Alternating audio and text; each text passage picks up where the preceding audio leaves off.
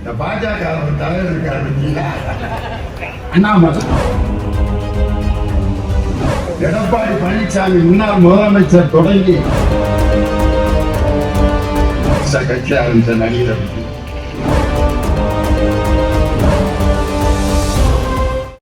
காஞ்சியிலே ஒரு புத்தன் பிறந்தான், மக்கள் கருணையினால் அவர் நெஞ்சில் நிறைந்தார். அண்ணா என்றெல்லோரும் அழைக்க வந்தார், 1000 தலைமுறை தழைக்க வந்தார். அண்ணா அண்ணா அண்ணா எங்கள் அன்பின் தெய்வம் அண்ணா. 11 மாசத்துல பிறந்தவங்க பஸ் டிரைவர் போட்டு மெதுவா போட்டு அங்கேயும் போய் சும்மா தான் உட்காந்துருக்க போறேன். சும்மா தான் உட்காந்துருக்கு, வேற யாரும் இல்ல. இந்த பாஜக தலைவர் இருக்காரு அண்ணாமலை, அவர் அந்த தம்பி தான். நீங்க பேச்ச பாத்தீங்கன்னா இல்லைன்னா, அதாவது நான் என்ன சொல்ற வர்றீங்கன்னா, இந்த திராவிட முன்னேற்ற கழக கட்சி இருக்குல்லங்கண்ணா, அது வந்தீங்கன்னா வர்ற 2026 தேர்தல்னா 200 தொகுதியிலையும் டெபாசிட் கூட வாங்காதங்கண்ணா. ஜனங்கள்லாம் இப்படியே பார்ப்பாங்க, ஏண்டா பாம்பாட்டியா இல்லை நீ வேற எதுவும் ரோட்ல எது டோலிங் காட்ட வர. இன்னைக்கு பாத்தீங்கன்னா அதிமுகவுடைய பொதுக்குழுவில் இங்க நடந்தப்ப எடப்பாடி பழனிசாமி முன்னாள் முதலமைச்சர் தொடங்கி முன்னாள் சட்டத்துறை அமைச்சர் சி.வி. சண்முகம், கே.பி. முனிசாமி, முன்னாள் எங்க பாடநூல் கழக தலைவர் அம்மா வளர்மதி எல்லாரும் பேசுறப்ப அந்த பொதுக்குழு பேச்ச டிவியில போட்டாங்க. எல்லாருக்கும் கோபத்தை பார்க்கணுங்க. சி.வி. சண்முகம்னா ரத்தம் கட்டிவாராக்குன்னு பயந்துட்டேன்.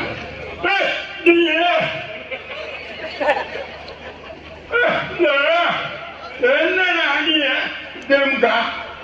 ஆளுமை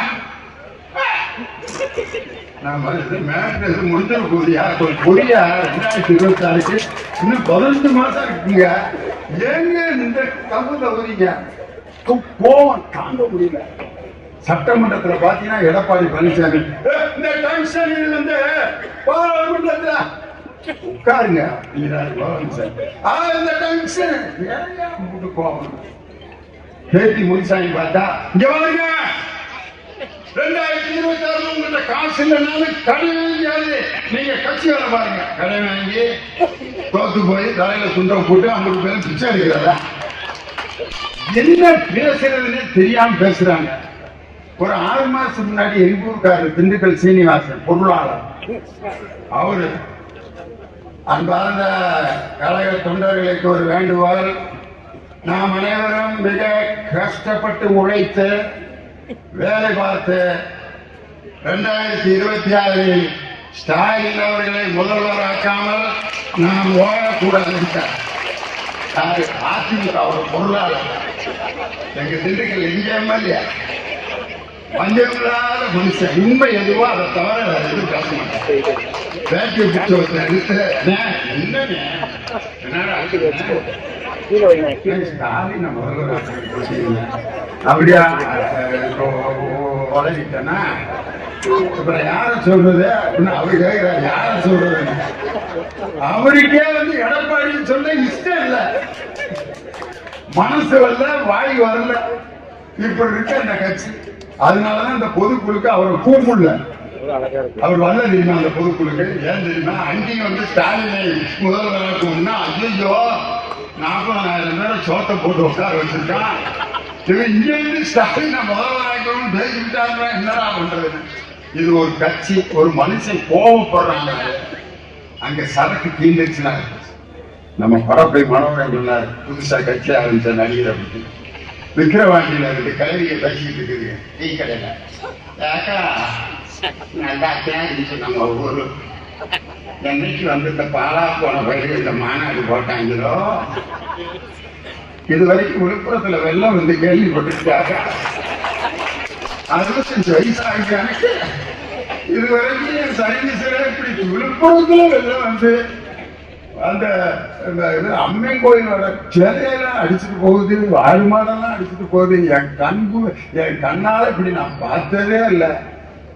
ஏக்கா இப்படி நடக்குதுன்னு ஒரு கிளவி சொல்லுது.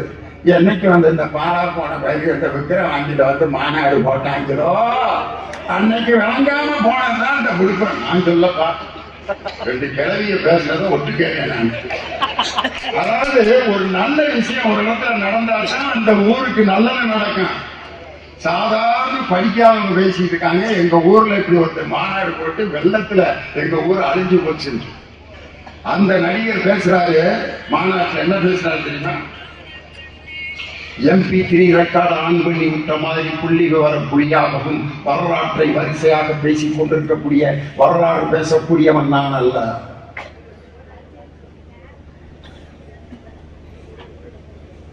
மறந்து போச்சு. எங்கள் கட்சியினுடைய கொள்கையின் முன்னோடிகள் யார் தெரியுமா? நேரம் இங்க ஒடியாந்து ஒரு பேப்பர் எடுத்து, ஏன் கொள்கைய ஒரு கட்சி தலைவர் ஏர்போர்ட் சீட்ல எழுதி வச்சு வாசிக்கிற, இதுக்கு பேர் கட்சியா? இதுக்கெல்லாம் சவால் விட்டுக்கிட்டு ஒரு குரூப் இன்னைக்கு அலைஞ்சிட்டு இருக்கு. செய்திகளை உடனுக்குடனும் துல்லியமாகவும் தெரிந்து கொள்ள சப்ஸ்கிரைப் பண்ணுங்க.